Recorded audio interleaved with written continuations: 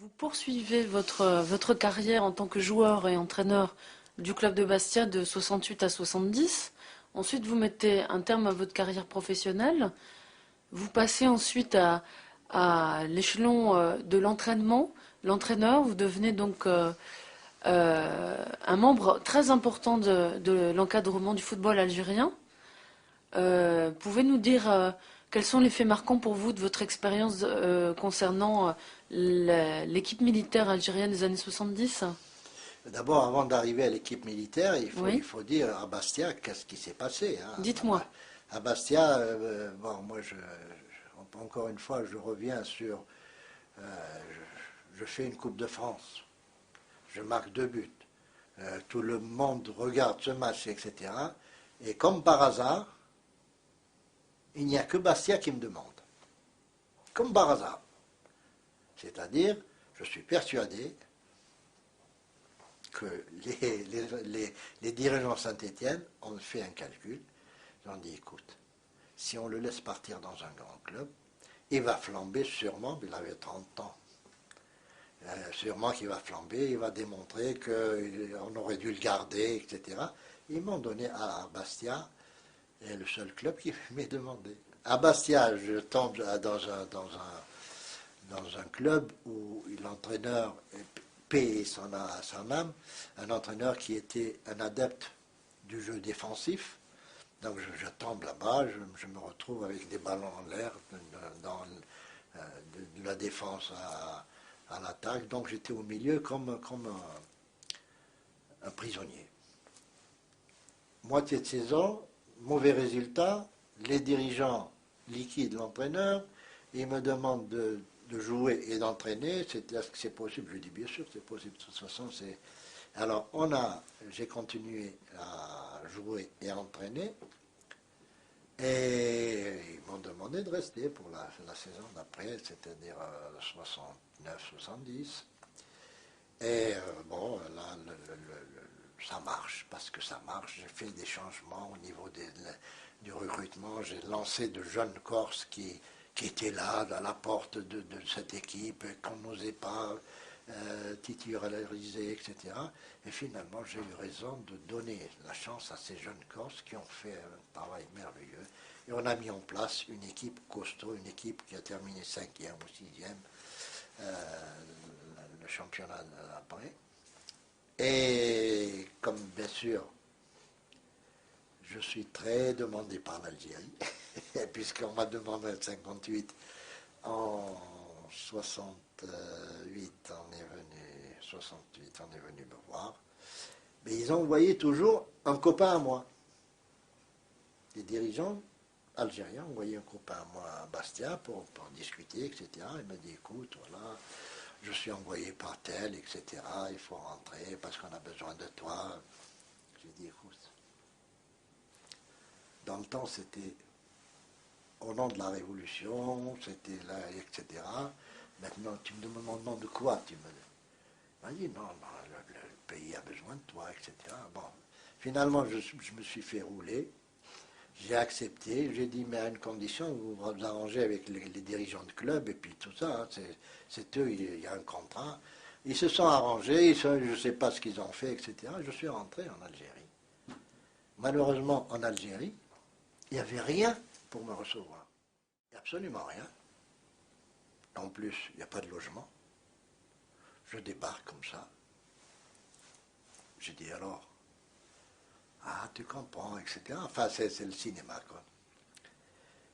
Finalement, j'arrive à me loger chez un parent, etc. Mais j'avais 2 enfants, hein. Vous voyez un petit peu quelle situation, disons, j'ai traversé avec ça. Et puis au bout d'un certain temps, il y a l'armée qui s'intéresse à moi. Pourquoi l'armée?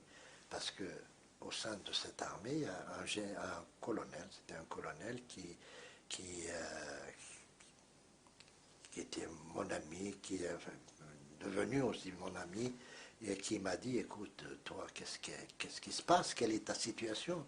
Je lui ai dit, écoute, RAS, rien du tout. Elle m'a dit, non, c'est pas comme ça. Finalement, il m'a arrangé le coup.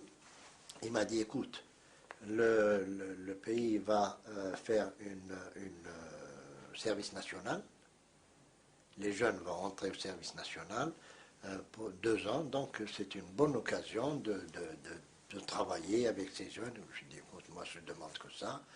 Et finalement, on a travaillé dans ce sens. On a travaillé avec les jeunes recrues, où c'était sérieux, c'était costaud, c'était la discipline, etc., etc.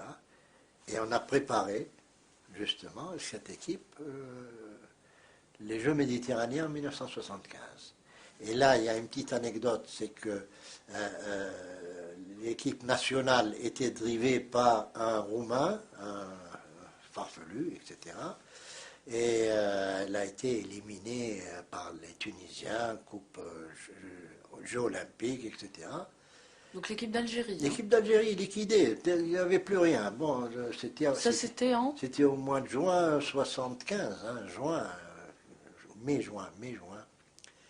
Alors le président Boumedienne, il a liquidé tout le monde, fédération, entraîneur, etc. Il a appelé son protocole, il savait sûrement.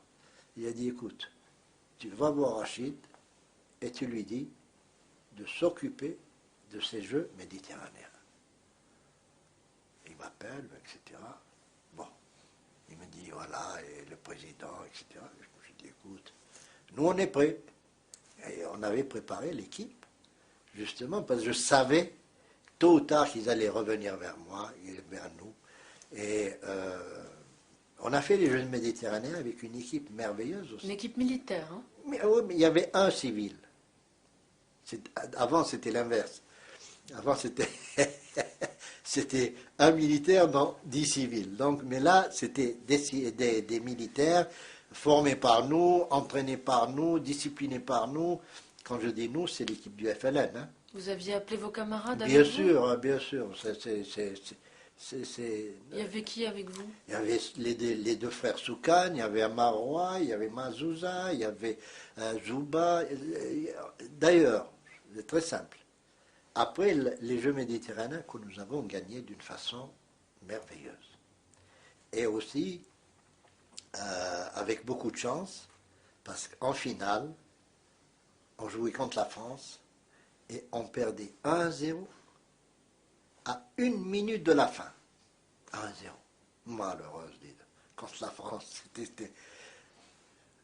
Il y a notre ailier droit qui déborde, il fait un centre, et un défenseur qui va en courant comme ça, il marque contre son camp. Mamma mia. C'était la joie.